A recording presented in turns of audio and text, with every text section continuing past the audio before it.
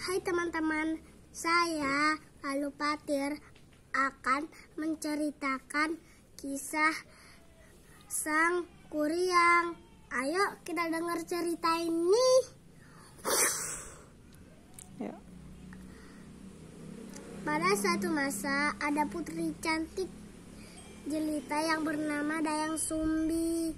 Dia tinggal di istana besar. Dia suka menenun kain. Kenampak Dayang Sumbi sangat pusing dan kelelahan.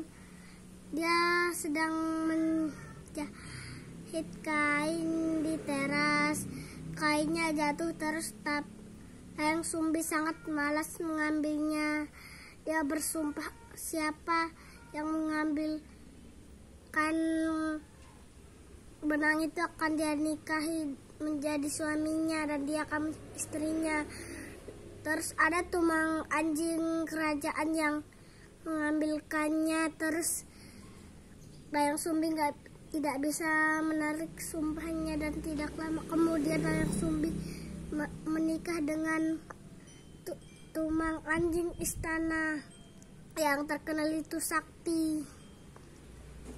Terus Dayang Sumbi melahirkan anak berwujud laki-laki, berwujud manusia. Anak itu dinamakan Sang Kuryang. Sang Kuryang lama-kelamaan besar dan menjadi anak yang tampan dan cerdas. Tumang berpesan kepada Dayang Sumbi untuk tidak memberitahu kalau tumang anjing istana menjadi ayahnya gitu. Terus setiap kali Sang Kuryang pergi, tumang istana selalu mengikutinya. Kalau dia pergi berburu di hutan, suatu hari Dayang Sumbi menyuruh Sang Kuryang berburu daging di hutan untuk pesta di istana. Sang Kuryang segera pergi ke hutan dan belum mendapat dia belum mendapatkan hasil buruan dan sudah gelap. Akhirnya ia memutuskan untuk membunuh tumang itu karena tidak mendapat apa-apa dan dia beranjak pulang. Terus itu dia memberikan daging buruan itu ke ibunya Dayang Sumbi. Bentar ya, mau minum.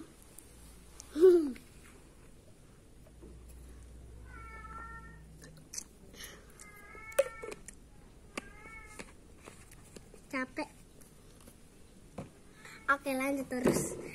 Dayang Sumbi sangat marah dan langsung memukul kepala Sang Kuryang. Dia mengetahui kalau itu adalah daging tumang kerajaan suaminya. Terus Dayang Sumbi memukul kepalanya sampai berdarah. Akibat perbuatannya Dayang Sumbi diusir dari kerajaan. Terus lama-kelamaan Sang Kuryang beranjak dewasa dan menjadi pemuda yang tampan dan ahli berburu di hutan. Dia bertemu dengan wanita cantik. Itu adalah ibunya Dayang Sumbi. Sang Kuryang sangat jatuh cinta dan dia memutuskan untuk menikahi Dayang Sumbi. Terus setelah itu lama-kelamaan mereka berdua jatuh cinta dan Dayang Sumbi dan Sang Kuryang memakai ikat kepala yang seperti mahkota itu. Terus Dayang Sumbi mengetahui kalau ada luka di kepalanya yang dia ciptakan dulu. Terus Terus itu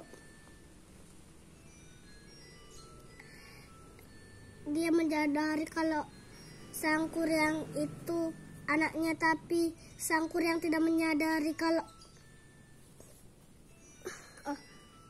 Dayang Sumbi adalah ibunya. Dan lama-kelamaan Dayang Sumbi memutuskan untuk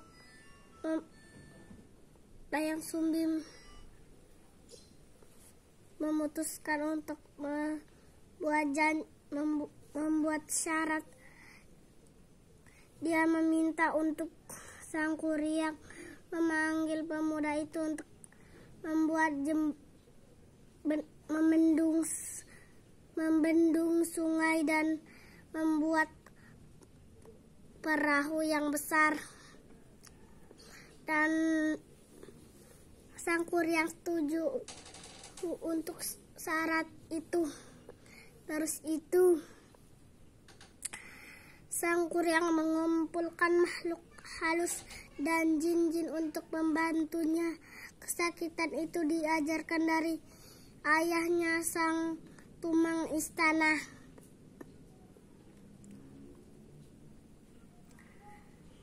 Dan itu semua harus dilakukan sebelum fajar.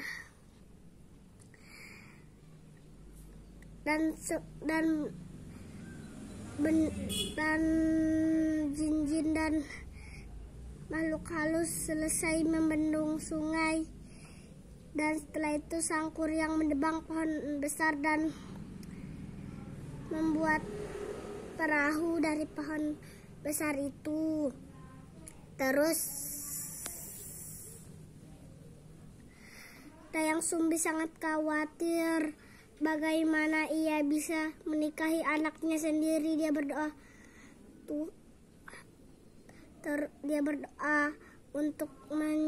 kepada Tuhan untuk cepatkan fajar.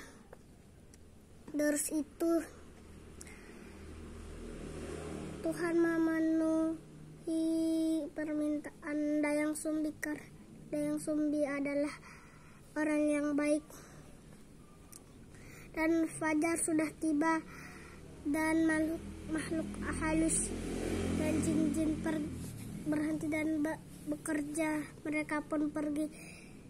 Sang kuryang sangat marah dan bertanya, "Siapakah engkau? Kenapa kau menipuku?" Dayang Sumbi tidak bisa mengatakan. Dia menangis. Dari situ karena tidak bisa menikahi Dayang Sumbi,